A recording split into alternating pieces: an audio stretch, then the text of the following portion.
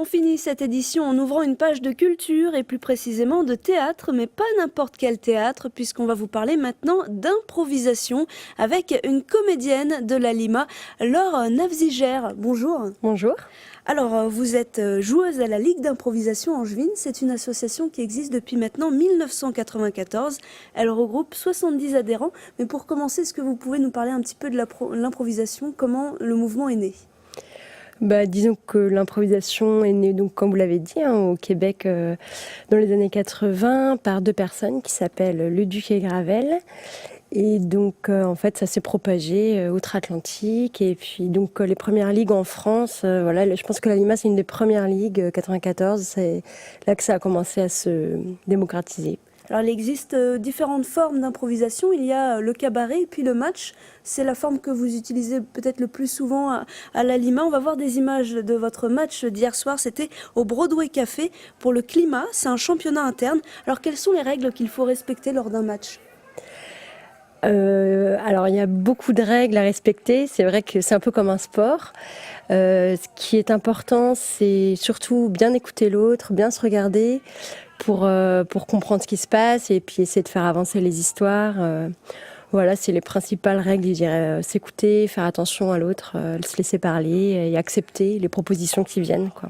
Alors, il y a deux équipes qui s'affrontent, c'est ça, composées de Voilà, comédiens ? c'est ça. Après, au niveau du décorum, c'est donc comme dans un match de sport, deux équipes qui s'affrontent avec un arbitre, des fautes qui peuvent être sifflées, donc faute de confusion, faute de manque d'écoute, faute de cabotinage quand on fait trop de petites blagues comme ça. Voilà, et donc du coup, il y a un arbitre qui est là pour respecter que ces règles soient bien suivies le long du match. Justement, je vous propose tout de suite d'écouter l'arbitre de cette rencontre. Le but du jeu, c'est surtout de donner du rythme en plus. Alors là, en l'occurrence, ce soir, il n'y en avait absolument pas besoin, mais d'être en contact un peu plus avec le public, en contact direct, de continuer de s'amuser, évidemment de donner les thèmes et de siffler des fautes s'il y a besoin, mais même les fautes, là, elles sont plus incongrues qu'autre chose. C'est pour continuer avec l'humour de la soirée. Ce soir, très bon, en tout cas dans le rythme, c'est excellent. Après, il faut qu'ils varient un petit peu leur personnage, mais c'est excellent. Ils racontent des histoires sur la longueur, sur 5-6 minutes sans problème, donc ça se déroule très très bien. Alors on l'a vu, il n'y a ni décor, ni costume, ni accessoires, donc il faut vraiment faire marcher son imagination pour l'improvisation. Oui, c'est vrai. Et puis voilà, le but c'est d'emmener le public. Donc, alors après pour le match, il y a un décorum. Vous allez peut-être le montrer tout à l'heure. Il y a effectivement une patinoire. Quand on est vraiment très traditionnel, on envoie des pantoufles sur l'arbitre parce que l'arbitre est censé récupérer toute l'énergie négative du public pour pas que ça aille sur les joueurs. Oui, lors des matchs, le public est vraiment invité à participer en fait. Voilà, c'est ça. Parfois, il vote à la fin de chaque impro, effectivement. Ça, j'ai oublié de le dire, mais ouais, il vote et c'est comme ça que le score est donné à la fin. Et puis, il peut lancer des pantoufles du coup sur l'arbitre. Et puis, parfois, après, il se peut que l'arbitre demande au public des thèmes, des mots, des métiers, voilà, pour s'inspirer. Alors, pour vous, quelles sont les qualités requises pour jouer de l'improvisation ?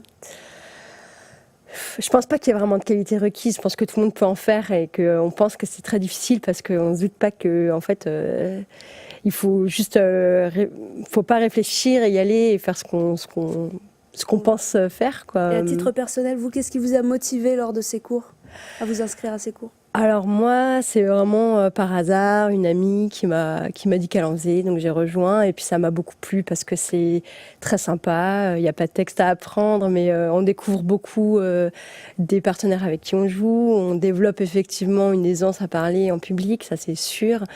Et puis après on se fait aussi des copains, c'est important. Très bien, merci beaucoup. Et puis on rappelle donc que vous jouez dans différents cafés de la ville, au Broadway Café, un vendredi par mois aussi, au bar du Welsh, place Saint-Bac. Et toutes les dates sont à retrouver sur le site internet de la Lima.